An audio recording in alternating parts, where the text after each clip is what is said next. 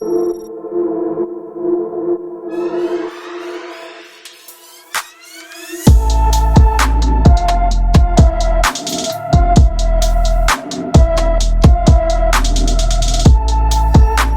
up, everybody? I'm Blessed and Free. Welcome back to another episode of DOC TV. On this channel, I do interviews with people that have been to prison, been to jail, been hooked on drugs, all the crazy shit in life, and have turned their life around and have made something of themselves. And that's what we got on the channel today. If you're new, though, before we get started and you're tuning in for the first time, don't forget to hit that subscribe button and turn your post notifications on, so every time I do drop an episode, you'll be able to hear it first. So why don't you go ahead and introduce yourself to the people watching? What's your name and where you're from? My name is Ashley Spencer. I am from Idaho. I was born and raised in Idaho Falls. And then in 2012, after I was released from prison the second time, I moved to Boise, Idaho. I grew up in Idaho Falls, Idaho. I started using drugs at the age of 9. Damn. Yeah, I lived a deep. Well, how did that start? I mean, well, from my mom. The 9-year-old get drugs. My mom, from my mom. Okay, well, that makes sense.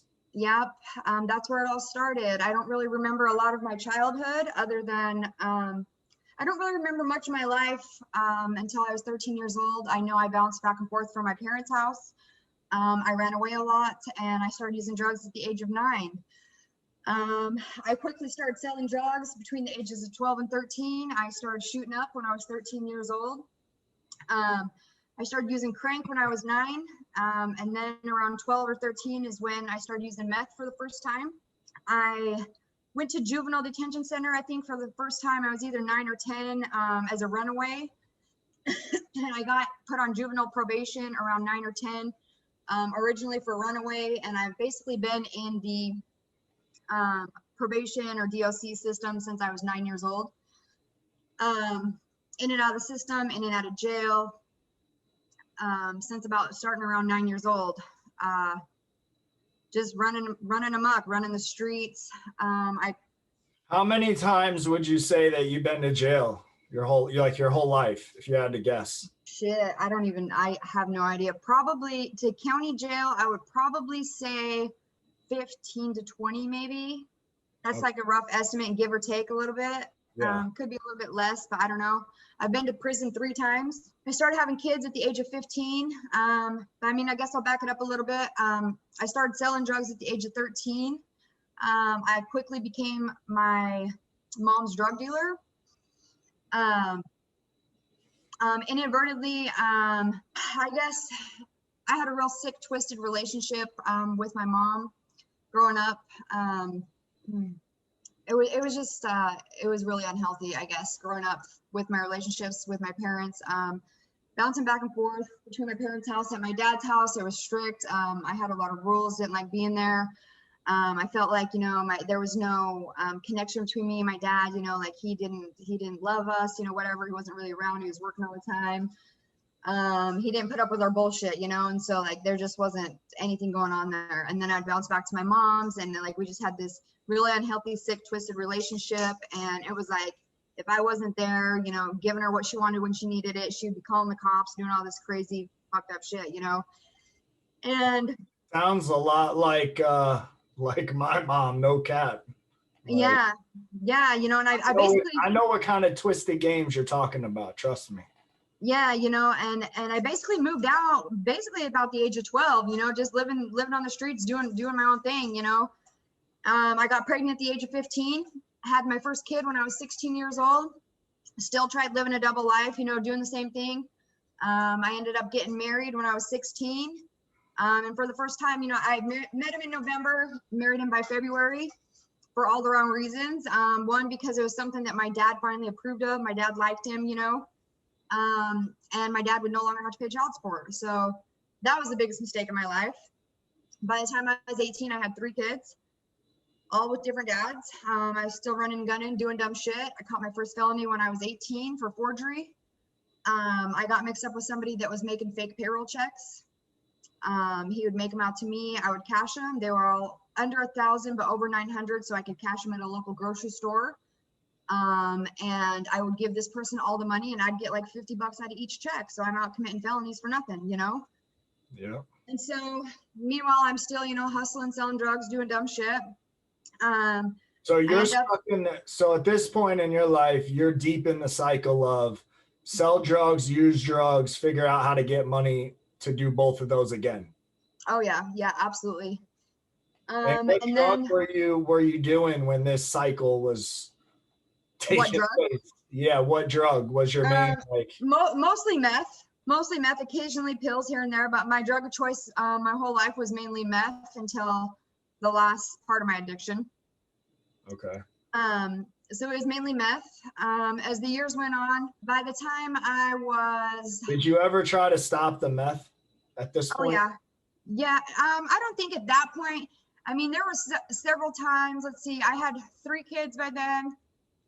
You know, like that, let's see, by the first time I went to prison, you know, of course, let's see, I ended up on a specialty court in Idaho. It's called like family drug court. And of course, you know, I tried to get clean. Lasted for a couple months here and there, but I was always caught up back in it. I ended up in a real sick, twisted relationship with somebody that was 10 years older than me. And he was also involved with somebody that he had been with for several years. And he was basically, we were in this love triangle. He was with her and me. Y'all living together? No, he would be with her a couple days a week and then living with me a couple days of the week. It's a very physical and verbal relationship, but it was just something I couldn't get out of, you know? And in between all that, I ended up having 2 more kids. I went to prison. Okay, hold on 1 second. So you had kids, you went to prison. Now, this is your first time ever going to prison? Yeah, my first time going to prison was in 2009. Okay, so take the people through that, like for the females watching that haven't been, because a lot of people watching this channel haven't been to jail or prison. And so take somebody like yourself who hasn't been through what it was like for you going into prison. Well, I mean, to be honest and realistic at that point in my life, I mean, it wasn't, as sad as it is it wasn't scary for me, you know, like it was, you know, like it was like a vacation for me, you know, like it was a time to sleep and like rejuvenate, you know, and, you know, I mean, as much as I wanted to change my life and I was like, okay, you know, like I'm not coming back here, I'm not doing this. And like, I had this whole game plan, like to pull my life together, you know, and change, you know, and I had this parole plan when I got out, you know, it didn't happen, you know. I mean, the first time I only went for a year. You know, and I had this whole plan together to change my life, but realistically, like the part of the prison I went to, you know, like they gave me the same classes that I've already done, you know, and it was just like a repeat cycle of like the same shit I already did, you know, like it wasn't like they gave you new tools to do anything different, you know. Right. And it's like, you know, you go in there and the women's prison in Idaho is not like all the crazy shit you see on TV, you know. Yeah, I wouldn't think so. No, it was basically like cupcake camp. That's what I call it. And, you know, like it wasn't, I knew in my heart, you know, kind of like my message that you responded to, you know, like I knew in my heart it was inevitable that I was going to be back there one day, you know, and it was shitty to know that and to feel that, you know. And you accepted the fact that you were going to go back to prison. Yeah, it was just a matter of time, you know. But I knew that how do you get to that point? Like where did that start? I know that point. I've been at that point where I'm like, the only way I'm stopping from doing all this shit is when I go to jail. And then I would, you know what I'm saying? I've been to that point. Where did that start in your life? Would you say that started because of drugs? Yeah, I would say that, you know, like I just grew up so young and drugs were just such a normal part of my life from day one, from the get, that it was just so normal, you know, like that is literally the only thing that I knew in my life, you know. It was pure survival, and it was like not just survival, but that's how I functioned on the daily. Like it was to the point like I no longer like getting high. What was that? I didn't know, you know what I mean? I never got high. It was like it was a normal thing to actually get up and function every day, you know. Getting by to get by. Yeah. So let me ask you this: what was your best drug experience? What do you mean by that? Like, what do you mean? Like, Like for me, like it was ecstasy, you know what I mean? Back in the day when it was real. And it was just like a euphoric fucking feeling. So, and it was just the total vibes was good. So what was your? I would say that I had 3 different ones. So back in the day, Okay. well, because back in the day when I was using crank, it was like completely different. You know, it was like a high that was just like great.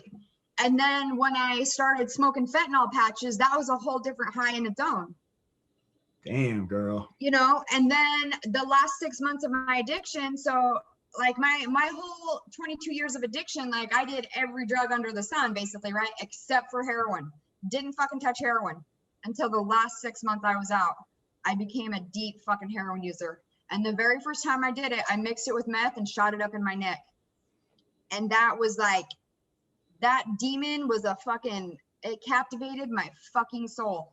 And it was like, it took my addiction, dude. I thought my addiction was, you know, like it was, I can't even tell you. Like I thought my addiction was like. You graduated. Yeah. And I didn't think there was any fucking graduating, you know, like I had lived that shit to the fullest for fucking 22 years, you know? Well, it's a progressive disease. And the end, you know, is death. So you're eventually going to go through all the crazy shit. Yeah.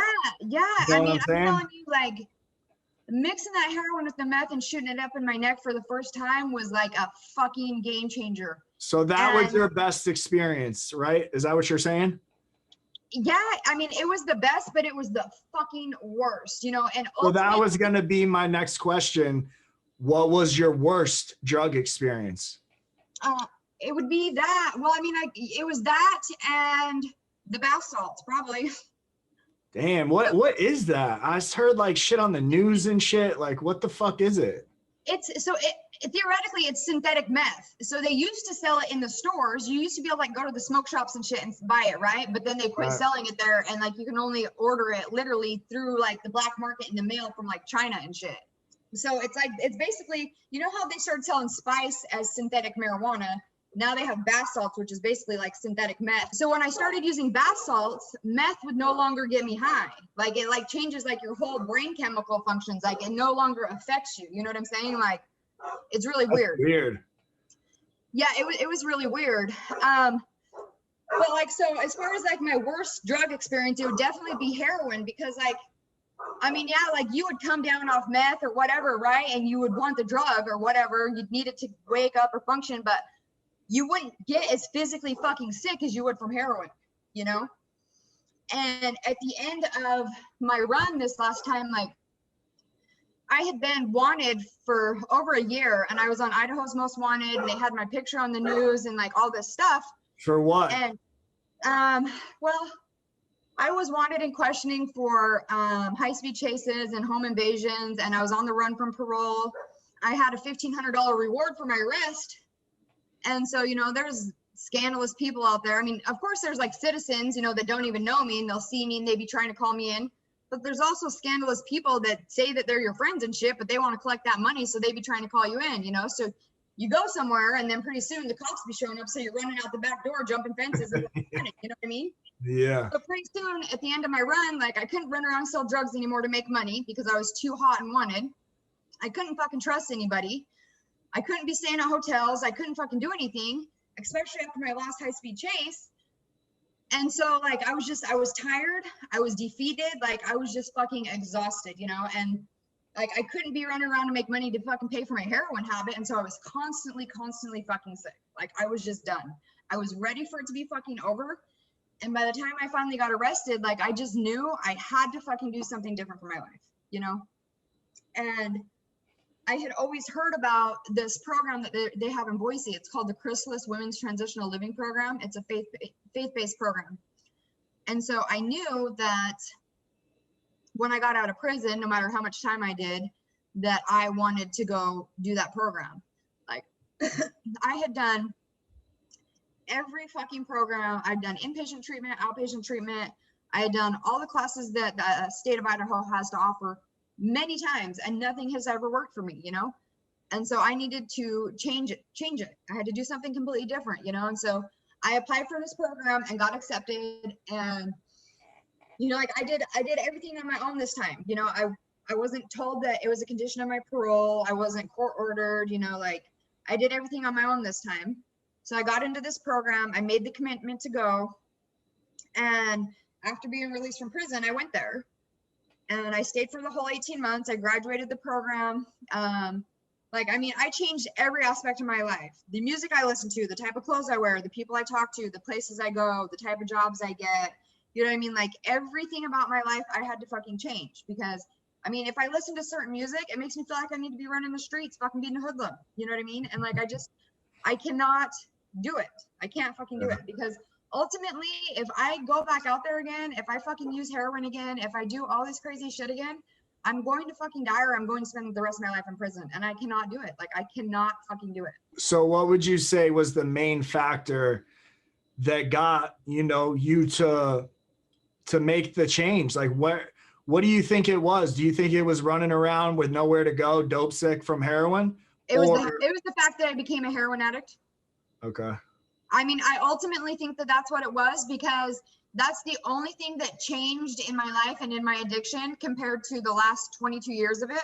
That was the only new thing, the only new piece of my life. You know what I mean? It's crazy that heroin got you to stop getting high. Most people find heroin and then they can't stop getting high. Mm-hmm.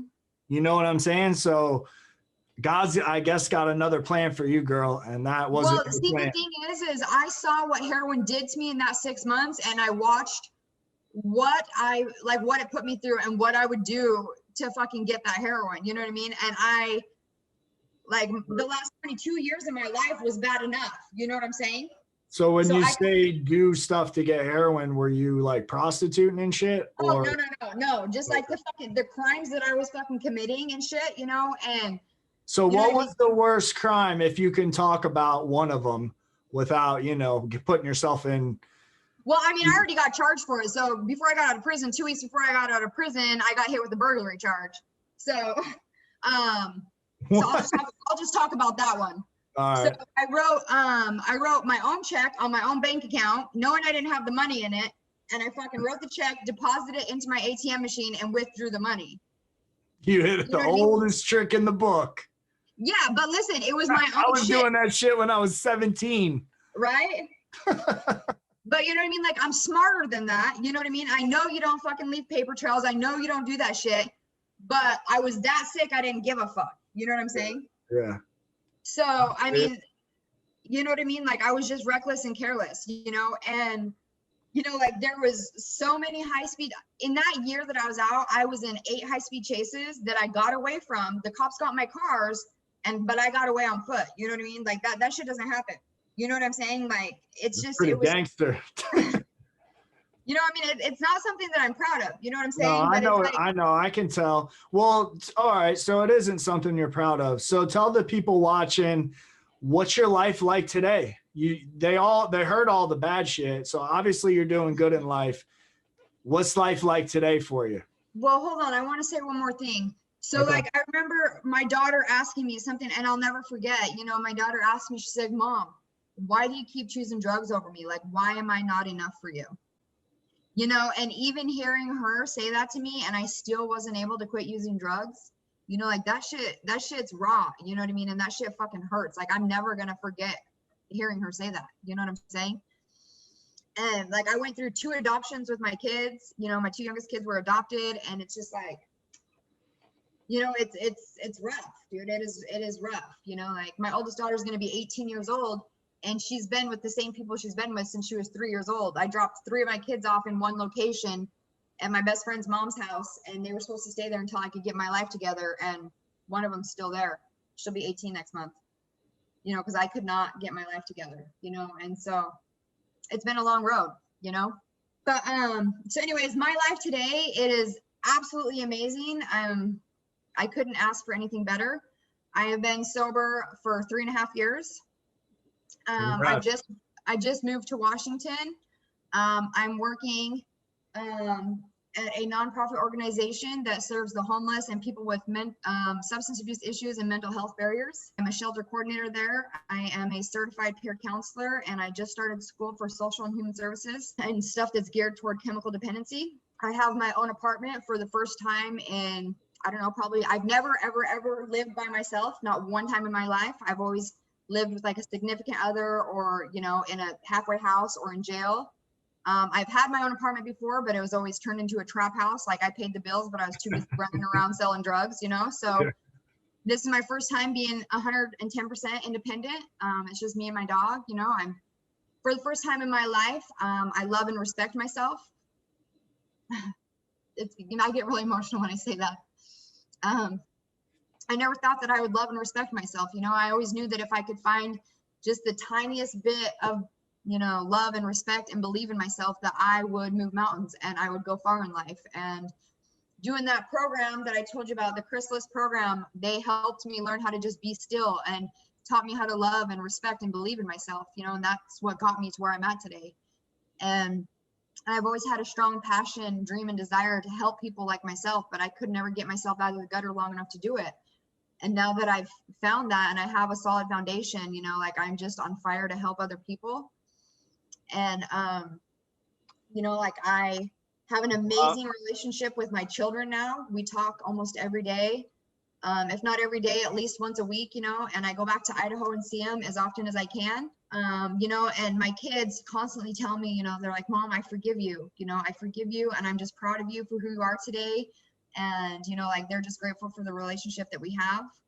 You know, they always ask me if I forgive myself, and you know, I don't know how to start to forgive myself. You know, it's easy for me to forgive others, but as far as like forgiving myself for, you know, not being there for my kids and what I put my kids through, that's going to take a long time, you know. But for my kids to constantly remind me that they forgive me, you know, like that means a lot, you know, like it really helps me, you know. Well, if nobody's told you, I'll go ahead and say it. I'm definitely proud of you. I know the struggle you go through. I know how hard it is. I watch people. I know tons of people that go through it that, you know, are dying weekly from it. So definitely big props for, you know, turning your life around, getting your kids back in your life. And you had one hell of a ride, it sounds like, but it sounds like God's got you, and you know, the future looks bright. So I appreciate you coming on the channel and sharing your story. Thank you. Not a problem. Is there anyone you want to give a shout out to? I just want to give a shout out to the Chrysalis program in Boise, Idaho, #1, for helping me build my foundation and loving me and supporting me through all this, and my family and friends for loving me unconditionally, no matter what, through my ups and downs, and giving me the tough love when I needed it, even though I thought you guys were just being assholes. All right. Yeah. Shout out to the Chrysalis house, right? That's how you say it? Yep. All right. Yeah. So shout out to the Chrysalis house. If you're new and you're tuning in for the first time, this is the kind of content I cover on this channel. We talk about the jail times, the prison, the corruption, the criminal justice system. So if you're new, hit that subscribe button and turn your post notifications on all. So every time I do drop an episode, you can hear it first. And with that, it's DOC TV, and we're out.